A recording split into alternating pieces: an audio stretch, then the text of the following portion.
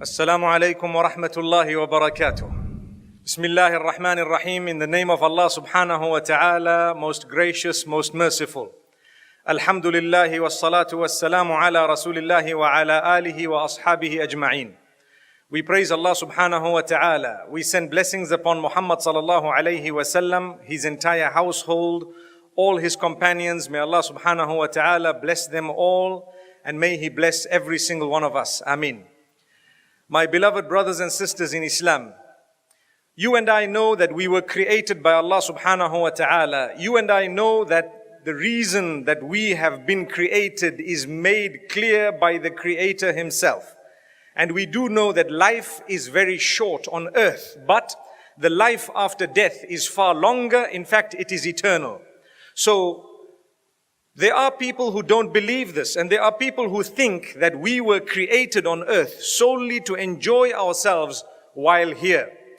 Whereas, if they were to ponder for a moment, they would realize that the people who have already died and they have already gone forth, they, in most cases, have been dead for longer than they were alive. So anyone who died 80 years ago, perhaps their life on earth was maybe 40 years, 50 years, 60 years, 70 years, or up to 80 years. In the case of the majority, I don't even think they got to 80 years. But they have been dead for longer than they were alive. Take a look at those who died 100 years back, 200 years, 500 years, 1,000 years back. Where are they?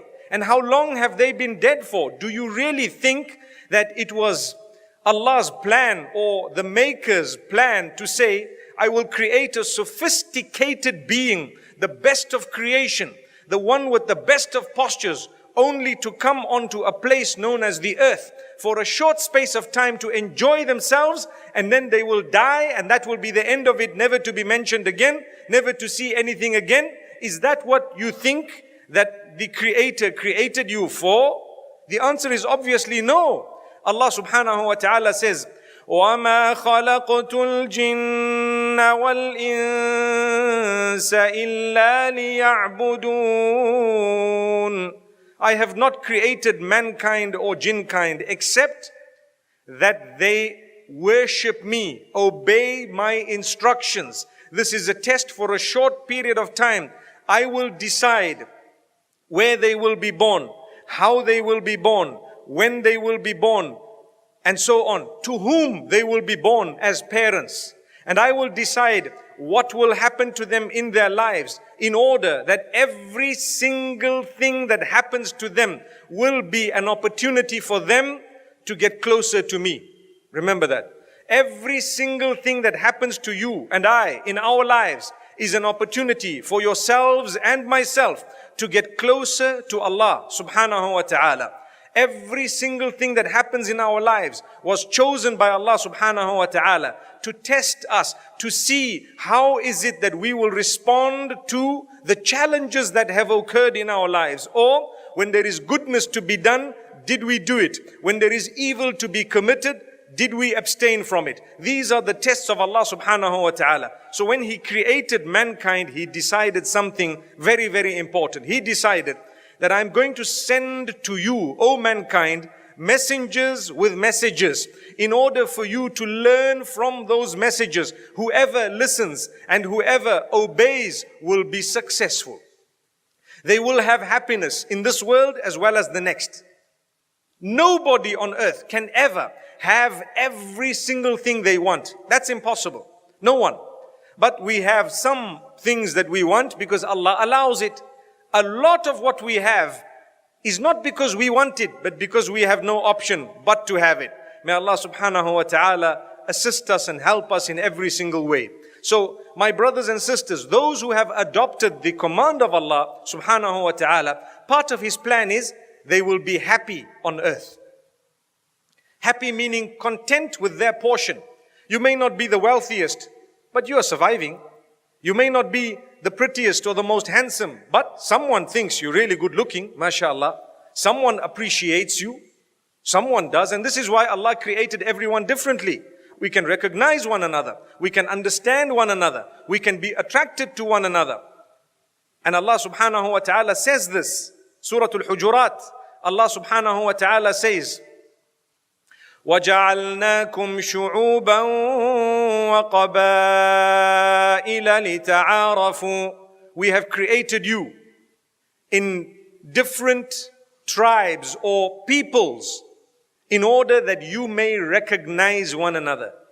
Different types of people, different communities, so that you can recognize one another. Different races, different faces, different features.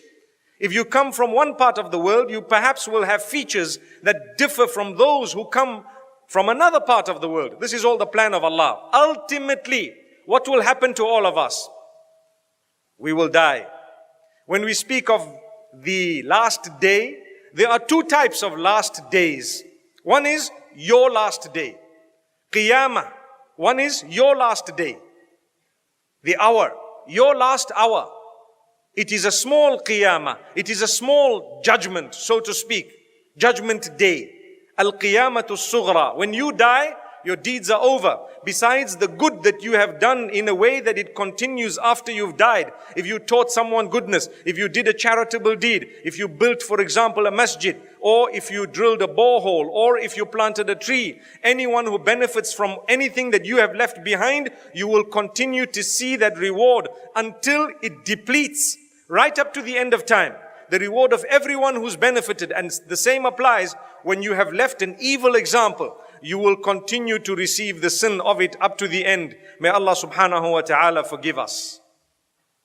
So when I die, when you die, it's the end. The end of what? Your life, my life.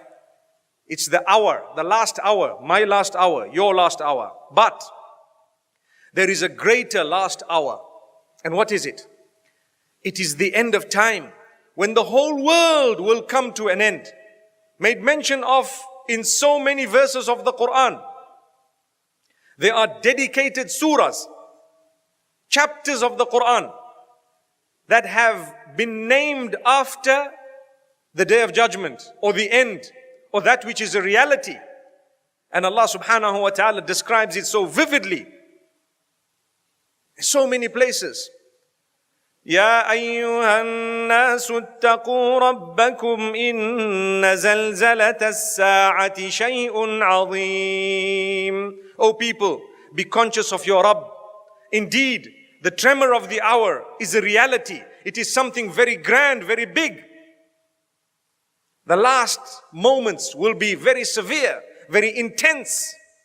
يوم ترونها تذهل كل مرضعة عما أرضعت وتضع كل ذات حمل حملها وترى الناس سكارى وما هم بسكارى ولكن عذاب الله شديد.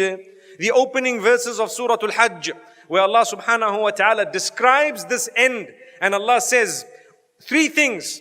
On that day, the one or the mother who is suckling will forget what she is doing. She will drop the child. She will forget about the child. Imagine the concentration that is needed when breastfeeding a child is enormous. And the connection is even greater between the child and the mother. But for the mother to suddenly stand up and start running without thinking of what she is doing, there has to be something chaotic happening. Something very serious happening. Secondly, Allah subhanahu wa ta'ala says, those expectant mothers will deliver prematurely. They will deliver what they are holding. A huge sound, and suddenly, even though the 9 months are not complete of gestation, but the child was delivered. Subhanallah. Because of the shock of the hour. And Allah says, people will be as though they are intoxicated, but they will not have had anything intoxicating. You know, you say, he looks like a madman. Why? Not because he's mad, but because perhaps he's so confused. Perhaps something grand, something big has happened. Sometimes disastrous has taken place. May Allah subhanahu wa ta'ala help us on that day. So these are some of the descriptions of the end. However, Allah has favored us. In the hadith of Muhammad sallallahu alaihi wasallam, one day a man came to Muhammad sallallahu alaihi wasallam in the presence of his companions, This hadith is known as the hadith of Jibril alayhi salatu wassalam. And the hadith describes how the companions say a man walked in, he was very good looking, he was wearing white, he had black hair, no one knew him from amongst us because he was not from our community, and he had no sign of having undertaken a journey, so we couldn't even tell that he was from afar. But he came in, he sat in front of Muhammad sallallahu alaihi wasallam with the knees touching, and he started asking him questions. And as he asked him the questions, the Prophet Muhammad, peace be upon him, was replying. And with these responses, the Prophet Muhammad sallallahu alaihi wasallam, each time a question was asked, was saying something, and this man was saying, yes, you've spoken the truth. Imagine someone comes and asks you, how old are you? And you give them your age, they say, you are speaking the truth. Allahu Akbar. Well, if you knew it, why did you ask me? But this was Allah subhanahu wa ta'ala who sent Jibreel alayhi salam in the form of a human being, as explained at the end of the hadith, where the Prophet Muhammad sallallahu alaihi wasallam asked his companions, do you know who that was? They say, no. He said, that was Jibreel alayhi salam. He came to you to teach you your faith. Question and answer. It helps you to expand your knowledge. He asked a question in order that the answer can be articulated so that you can hear and all of you can benefit. So from among the questions, he says, what is Islam? The answer came. He said, you're speaking the truth. What is Iman? The answer came. He said, you're speaking the truth. But the topic we have today, he says, after that he asked, what is Ihsan? You're speaking the truth. Then he says, well, when will be the hour? When is the end going to come? When is the end going to come? So the Prophet Muhammad ﷺ says, Mal mas'ulu anha bi'a'lama min as-sa'il. The one who is being questioned does not have more knowledge than the one questioning in this regard. In this regard, the one who is asking and the one who is being asked are the same. We don't know. Allah has kept the knowledge with Himself. In the Quran, Allah says, Inna Allah indahu ilmu as-sa'ah. Indeed, Allah, with Him is the knowledge of the hour. Exactly when things are going to end, Allah has kept it with Him. He has not informed anyone. He will inform the angel responsible to blow the trumpet when the blowing of the trumpet is required. When He wants it to happen, He will instruct at that moment that angel to blow the trumpet. The angel does not know when that is going to be. And according to one narration of Muhammad sallallahu alaihi wasallam, that angel named Israfil, according to some of the narrations, has actually taken hold of the trumpet and taken a breath to blow into the trumpet and is waiting for the instruction. That's how close it is. Muhammad sallallahu alaihi wasallam says, "Bu'ithtu ana was-sa'a kahatayn." I have been sent myself and the hour, the end, just like these two fingers. And he joined his two fingers. Can you see how close they are? So if he is the last prophet of Allah subhanahu wa ta'ala, what that means is after him, you can expect the hour, the end. Because all the previous prophets have come. Now, there is no other prophet to come. We have the end remaining. And Allah subhanahu wa ta'ala speaks about the questions that were asked by the people of Quraysh to Muhammad sallallahu alayhi wa sallam. يَسْأَلُونَكَ عَنِ السَّاعَةِ أَيَّانَ مُرْسَاهَا قُلْ إِنَّمَا عِلْمُهَا عِنْدَ رَبِّي. They ask you, when is this hour going to be sent? Tell them the knowledge of it is with my Rabb. It is with my Lord. It is with Allah subhanahu wa ta'ala. So when Jibreel alayhi salam heard this answer, he said, well, what are the signs of the hour? What are the signs of the end? And so he gave a few of the signs. And inshallah, within the next 2 days, we are going to be going through some of these signs, some of the prophecies. However, when we speak about prophecies of Muhammad sallallahu alayhi wasallam, we need to know 3 categories amongst other categories. The 3 main categories of the prophecies of Muhammad sallallahu alayhi wasallam as follows. 1, those things that he prophesied that were seen in the lives of Muhammad sallallahu alayhi wasallam within a short space of time. So he prophesied, for example, let me give you a few examples. Just before the battle of Badr, that was one of the first major battles, the first major battle that occurred, after the Meccan period, while the Muslimin had migrated to Medina Munawwara, just under 2 years down the line, the first major battle occurred. That was the Battle of Badr. The Prophet ﷺ had actually shown his companions, this is where this person will lose his life. Abu Jahl, for example. This is where this man is going to lose his life. This is where that man is going to lose his life. When the battle was over, they saw exactly the same spot. This was prophesied by Muhammad ﷺ. Exactly the same spot where this man lay, he was no longer living. This man lay, no longer alive. The other one, no longer alive. Subhanallah. This was a prophecy. The Sahaba radiallahu anhum were strengthened by that. Amazing. These are the prophecies of Muhammad sallallahu alaihi wasallam. There were prophecies made by others, but when a messenger, peace be upon him, makes a prophecy, it is absolutely accurate. It can never be wrong. Because Allah says in the Quran, Surah An-Najm, وَمَا يَنطِقُ عَنِ الْهَوَىٰ إِنْ هُوَ إِلَّا وَحْيٌ يُوحَىٰ. The messenger, peace be upon him, does not utter any utterance out of his whims and fancies. It is all revelation that has been revealed, even though it may be his own words. The difference between the Quran and the hadith of Muhammad sallallahu alaihi wasallam is that the Quran, the wording is from Allah. It is sacred wording. It is the word spoken by Allah subhanahu wa ta'ala. But when it comes to the hadith of Muhammad sallallahu alaihi wasallam, it is from Allah spoken by the Prophet Muhammad sallallahu alaihi wasallam. That's the difference. One, when I'm speaking about the words of Allah, I'm not allowed to just say, oh, I think this is the verse. I must come with the exact verse, or I must come with the closest possible meaning. If I'm translating it into another language, the closest possible meaning.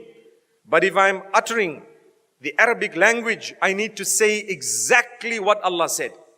And every one of us human beings, Muslimin, we need to memorize at least a small portion of the words of Allah subhanahu wa ta'ala exactly as they were spoken by Allah subhanahu wa ta'ala.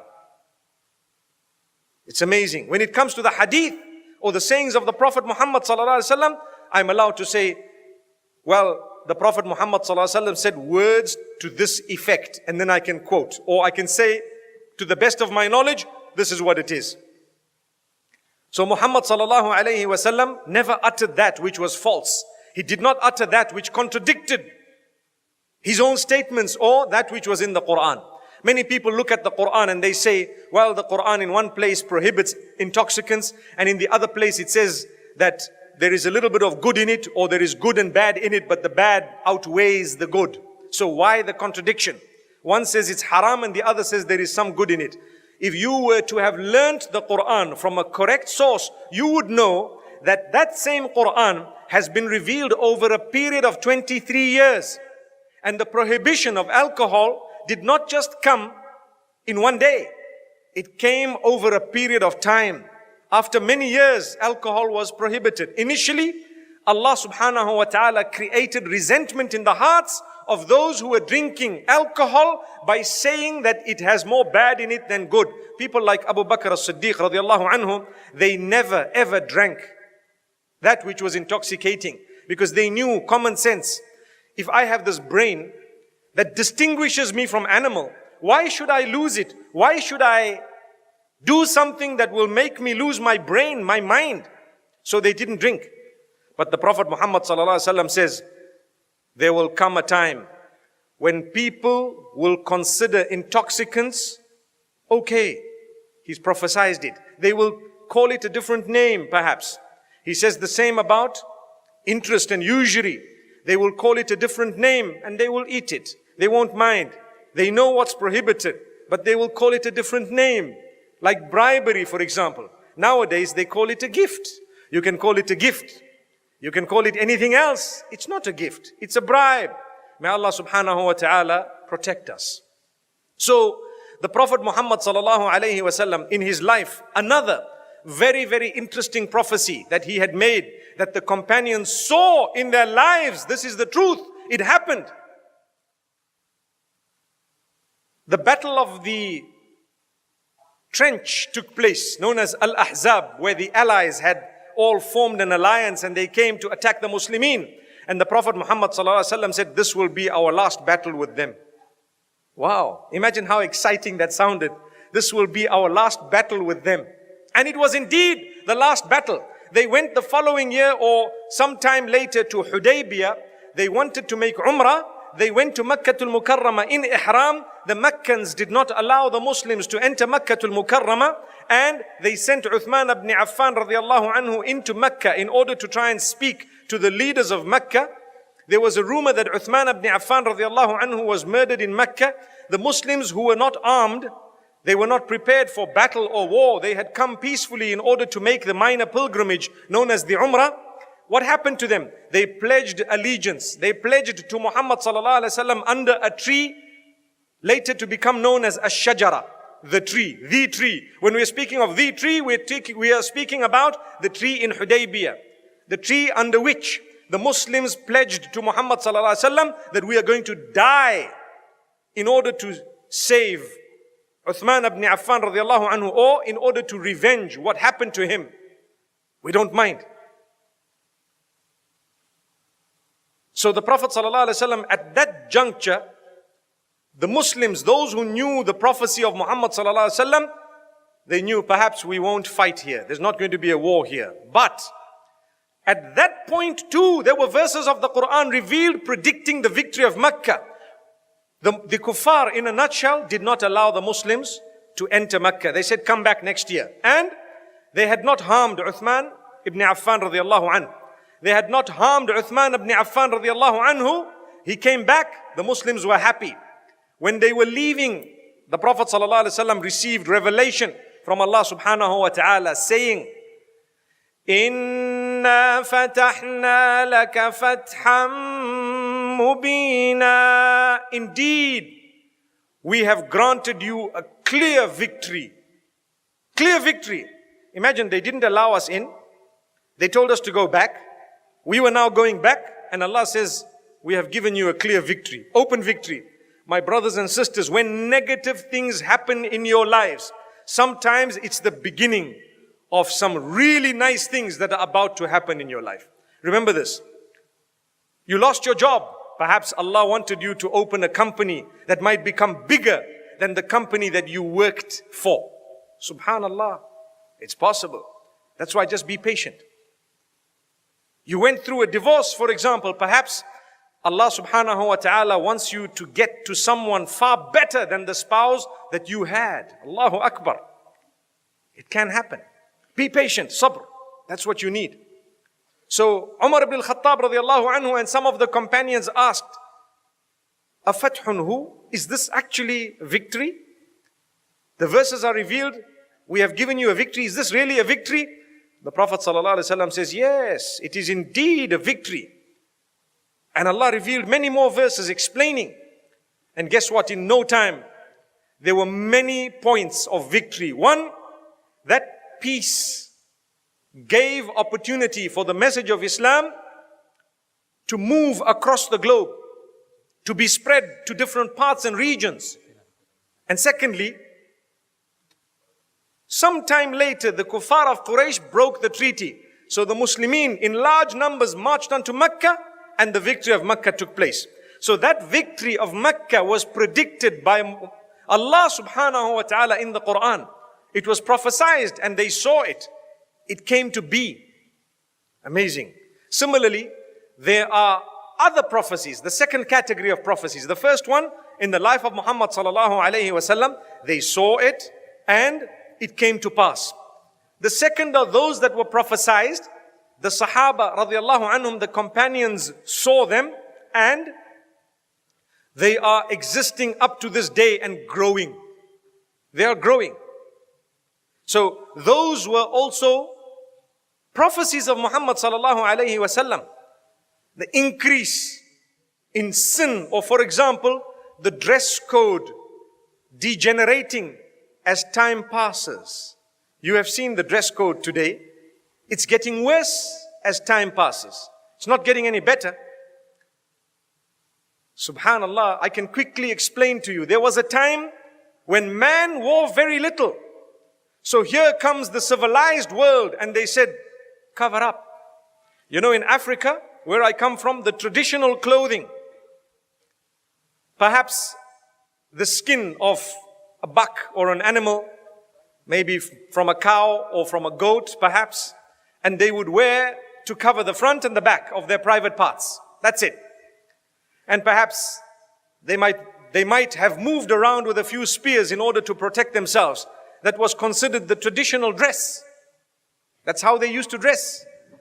So here comes the so-called civilized world and gave them clothing and told them, listen, cover yourself. Because if you cover yourself, you are civilized.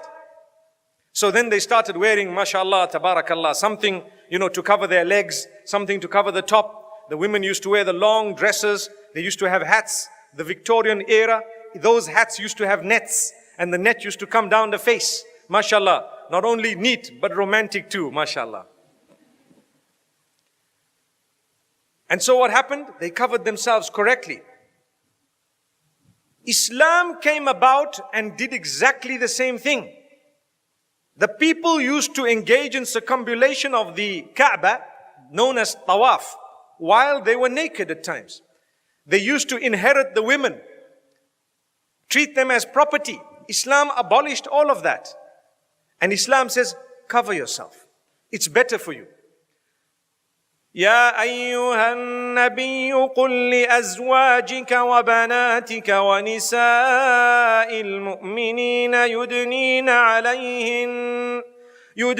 عليهن من جلابيبهن ذلك أدنى أن يعرفن فلا يؤذين. O Messenger, tell your wives, tell your daughters, and tell the believing women to dress with their outer garment. You know, when you're leaving the home, you just put on an outer garment.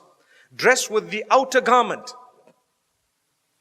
Because it is better for them to be recognized as chaste women. It is better for them to be recognized as believing women. It is better for them to be recognized with goodness, rather than to be dressing so provocatively that you are looked at as a sex object, as someone who may be cheap, someone who is trying to perhaps stir up the feelings or emotions, etc., of the opposite sex.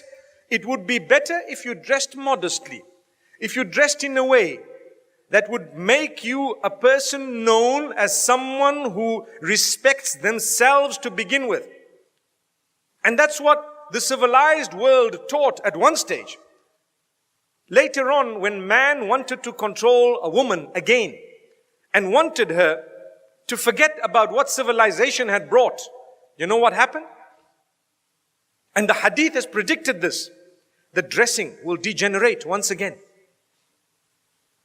There will be a swap of dress code. Men will dress with the clothing of women, and women will dress with the clothing of men. Subhanallah. Such that you won't know the difference. Is this a man or a woman? Good morning, sir. I'm a madam. Oh, sorry. I'm sorry. Morning, ma'am. Who told you I'm a madam? Well, it's your clothing. But no, subhanallah. Nowadays, you just say good morning. It's over. You don't need to say sir or madam. If you're a Muslim, you're fortunate. You can say, Assalamu alaikum, my brother. At least they have beards, alhamdulillah. So, the prediction of Muhammad sallallahu alaihi wasallam or the prophecy that the clothing would degenerate. If we take a look, today, they will tell you that part of civilization is actually to undress. The less you wear, the more liberated you are.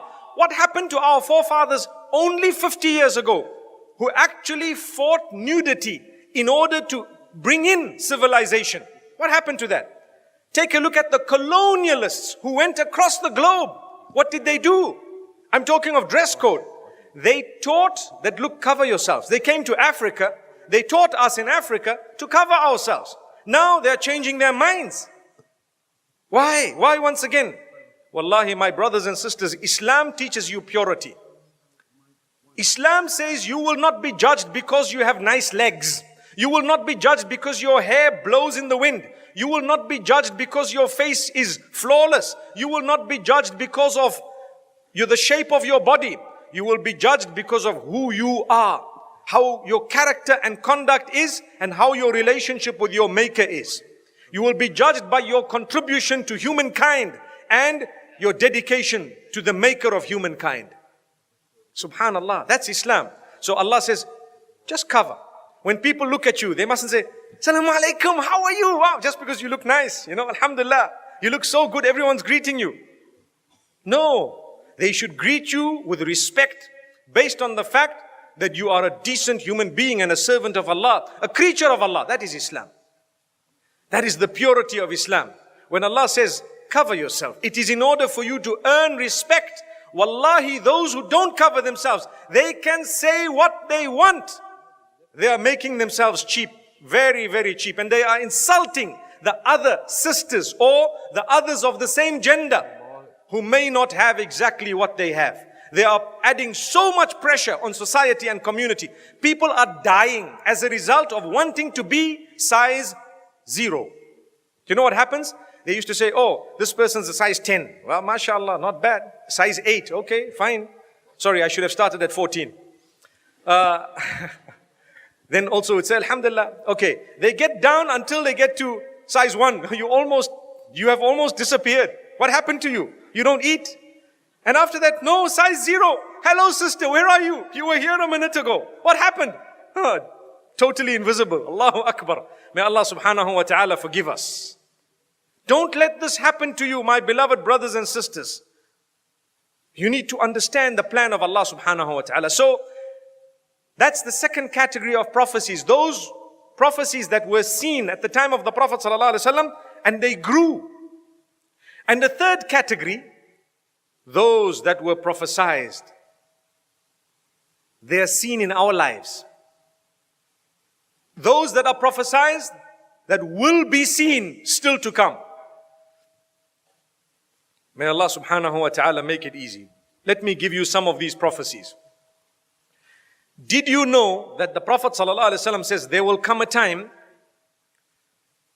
when immorality will increase so much so that sexual encounters will become a norm of the day, such that people will engage in intimacy in full view of the public.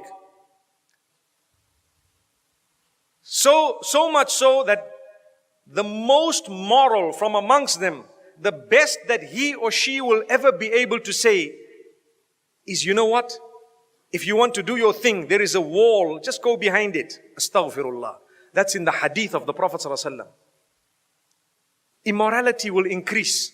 People will become loose in terms of moral behavior, such that they will literally engage in sex in public. And the most upright from amongst them won't even be able to say, don't do it. But he or she will say, why don't you just go behind this wall to do your thing? Astaghfirullah. We see today, my brothers and sisters, we are living in a hyper-sexualized environment. Everything is about sex. We cannot deny that. It was a prophecy of Muhammad sallallahu alaihi wasallam. One might ask, well, there are prophecies. These prophecies, are they evil? What are they? Some of the prophecies are depicting and showing us that sin will increase, and it will increase. Some of the prophecies are actually good prophecies. For example, when we are taught that the Prophet Jesus, may peace be upon him, is going to come back onto the earth, that cannot be something bad, it's something good. So some of these prophecies are good things, not bad things. And some of them are permissible things. I give you an example. There is a prophecy, the Prophet ﷺ says, there will come a time when you see the Arab Bedouins who don't have shoes to wear, meaning who did not have shoes to wear at one stage, they will be so wealthy, they will literally be competing with one another. They will be competing with one another regarding the height of the buildings that they build. No one can deny this narration. A few years ago, we wouldn't have known. We wouldn't have seen. But now we see. One says, you know what, in Makkatul Mukarramah, as you walk out, you see these tall buildings. Is it a bad thing? The answer is no, it's not a bad thing. No hadith says it's an evil thing. It is necessary. You know, I remember once, and I'm going to say this because people say, Astaghfirullah. Once I was sitting in the mataf, true story. And I met a brother saying, Astaghfirullah, look at this. These guys, these are all signs of Qiyamah. Look at them, they are preparing for Dajjal's arrival. And I'm saying, hang on brother, What are you talking about? Look at this building. Look at how tall it is. You know which building I'm talking about? The ones just outside the haram. Look at how tall they are. I said, but brother, you know they have to cater for 2 million, 3 million, 5 million hujjaj, which is a small percentage of the 2 billion that we are on the globe. How long did it take you to make your hajj? He says, well, I applied for 3 years and I got it after 3 years. I said, you know, there are people in Indonesia, Malaysia, Singapore, various other countries. It takes much longer for them to get to hajj. So they have to accommodate. So that's why they have to put up buildings going upwards, because they cannot do it going sideways. No one wants to stay far from the haram. No one wants to live in expensive accommodation. And no one wants to stay in a small room. Everyone wants a big room that is cheap, that is right next to the Kaaba. Everyone wants that. It's a fact. Everyone wants, if you say, what's your ideal accommodation in Makkah? Say it must be close. Must be a good room. Must be cheap. MashaAllah. Come on, you have to sacrifice one of them. If it's close, it won't be cheap. Right? And if it's a little bit big, it's not going to be cheap either. And in Makkah, trust me, it's always fighting for space. So I said, well, they decided to go upwards. It's a sign of Qiyamah. So it's a sign of Qiyamah. There are so many other signs of Qiyamah. By the way, we got up, we fulfilled our salah, and we were walking out. And he says, would you like to join me for supper? I said, oh, where do you stay? He was quiet. Allahu Akbar. Where do you stay? I looked at him, I said, just tell me, where do you stay? He said, you know, astaghfirullah, I stay in this building. I said, well, they made it for you. Perhaps you are a moving sign of Qiyamah. Allahu Akbar. They made it for you in order to accommodate you and those who want to come for Hajj. So the point I'm raising, it's not necessarily an evil thing. If it is a necessity, it has to happen. It's not a sinful thing if there is a necessity. But if you are just bragging about it, it becomes bad. You built a building, 30 floors. I'm building 31 floors. There's no need for it, but I'm putting 31 because I want it to be higher than yours. The minute another brother hears that, he says, I'm putting up one with 60. Then I'm putting up one with 100, like an auction. Then it becomes bad. I hope you're following the point here. May Allah subhanahu wa ta'ala guide us. So that is a prophecy of the Prophet sallallahu alaihi wasallam, an example of those things that are not absolutely evil. They can become evil if the intention is wrong and if it's unnecessary, etc. Then we have another prophecy of the Prophet ﷺ where he says, there will come a time when nothing will remain of Islam except its name, and nothing will remain of the Quran except its drawing, you know, the writing. The masjids will be packed and they will be very well built and beautiful, but they will be void of guidance. A person will go into the masjid, they will come out with no guidance at all. Nothing. You have beautiful mosques. Millions of dollars are spent to build the mosque. You go inside, the imam cannot even read the Quran. You go inside, there is no even lecture. There is no Islamic program. The masjid is now just the function is ceremonial. That's it. Sign of the hour. It has happened, it is happening, and it will happen. That's a bad sign. How many people, what's your name? Muhammad. But the brother has a bottle of alcohol in his hand. That's a prophecy of Muhammad sallallahu alaihi wasallam that people will have Islam only as a name, nothing more. Let's not be moving signs of the hour. Your name is Khadija, Fatima, Abdullah, Muhammad, Zakaria, whatever else your name might be. Remember one thing. You need to live Islam. Don't let it just be your name. The Quran, don't let it just be written. A lot of us have beautiful Qurans.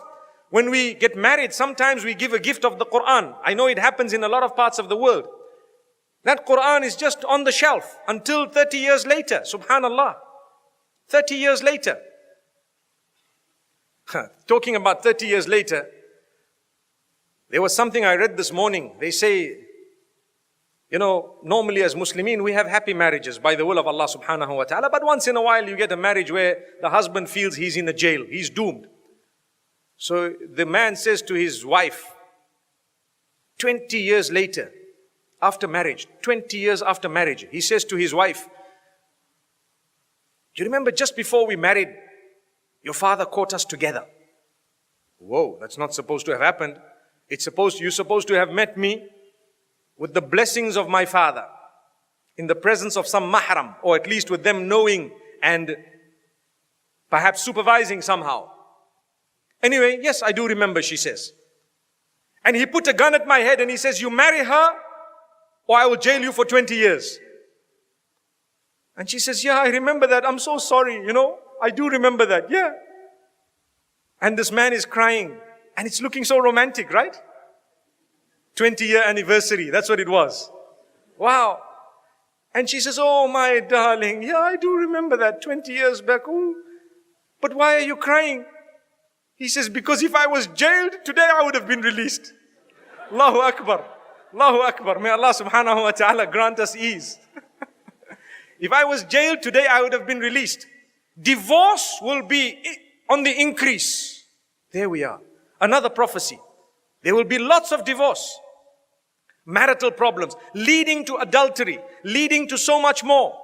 So much adultery, so much fornication. People won't bother. It won't even tickle them. When a mu'min commits a sin, he or she feels in the heart, what I've done is wrong. That's a sign you're a mu'min. But there will come a time when people won't even feel it in the heart. When people won't even feel it in the heart. Subhanallah. May Allah subhanahu wa ta'ala strengthen us. The hadith says, there will come a time when killing and mass murder will occur. People will die in large numbers. There will be lots of disasters on the globe. And there will come a time when the murderer who is murdering won't know why he is killing, and the one being killed won't know why he is being killed. Take a look at the chaos on the globe today, prophesied by Muhammad sallallahu alaihi wasallam. People are killing, not knowing why they are killing. Who are you killing? And why are they dying? And the person dying, I don't even know why you're killing me. There are Muslims, the name of Islam being used, killing other Muslims, just calling them kafir, fasiq, fajir, whatever other name, in order to justify their killing. And they are killing others who are absolutely innocent wherever they are on the globe. And they're just saying, no, they deserve to die. But why? I don't know, they just deserve to die. Sometimes the instruction of someone above, go out and massacre, murder. And what has happened? They're doing it. Why? I don't know. My boss told me to do that. But these are innocent human beings. No. And the person says, why are you killing me? I don't know. I was told to kill you. لا يدري القاتل فيما قتل ولا المقتول فيما قتل. Imagine, these are the prophecies of Muhammad sallallahu alayhi wasallam. He says there will come a time when people won't be bothered whether what they are eating is actually halal or not. When you say this is doubtful in Islam, by right, if you have a doubt, you're supposed to be leaving it in order to save yourself. The probabilities or possibility of you consuming haram would be eradicated because you didn't consume it. But today, even that which we are told is haram, people say, well, it's okay, it's fine. Not a problem. They will go out and gamble. They will go out and do so many things. These things have been prophesied by Muhammad sallallahu alaihi wasallam. He says, knowledge will be snatched away by the death of the scholars until the ignorant will be considered knowledgeable and they will be asked questions. They will respond in a way that their misguidance will lead to the misguidance of others. May Allah subhanahu wa ta'ala protect us. It's important to look at where you're getting your knowledge from. People have misconstrued, misinterpreted the entire Quran or parts of it. And they are teaching it to others, pretending or making it out to be that the Quran is a book full of barbarism or that promotes mass murder and so on, yet it is a book filled with peace and justice. How? Well, you need to learn. Similarly, there will come a time when people will not respect their parents anymore. Not at all. They won't be bothered. These are prophecies of Muhammad sallallahu alayhi wasallam. Imagine where he says, أَن تَلِدَ الْأَمَةُ رَبَّتَهَا. That hadith I spoke about at the beginning, hadith Jibreel. In it, the Prophet ﷺ was asked, give me some of the signs. And he mentioned some of the signs. From amongst them, he says, a woman will give birth to her boss. A slave woman will give birth to her master. The meaning of that can be taken in so many ways. One of them is, children will be ruling their parents. You and I know today we can't even tell our children anything. You say something, that's it. Life becomes a mess. So people just let it pass. Let it happen. Dad, this year, holiday, we're going to Langkawi. If we don't, you're not my dad. No problem. We'll go to Langkawi this year and next year. Welcome, Dad. You're a rich man, huh? MashaAllah. Thereafter we have another narration. The Prophet ﷺ also says, يَتَقَارَبُ الزَّمَانِ. There will come a time when, and this is a sign of the hour. A sign of the hour. Time will be crumpled. So, 45 minutes that I've already spoken will just seem like 4 to 5 minutes, right?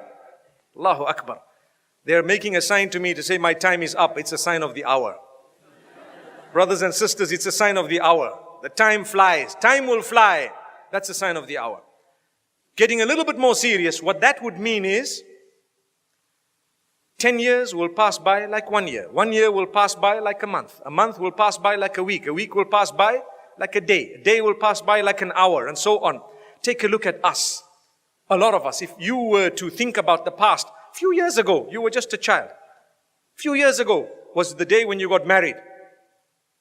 I see some people shaking their heads. Don't worry, you'll get married, inshallah. You will be married one day, inshallah.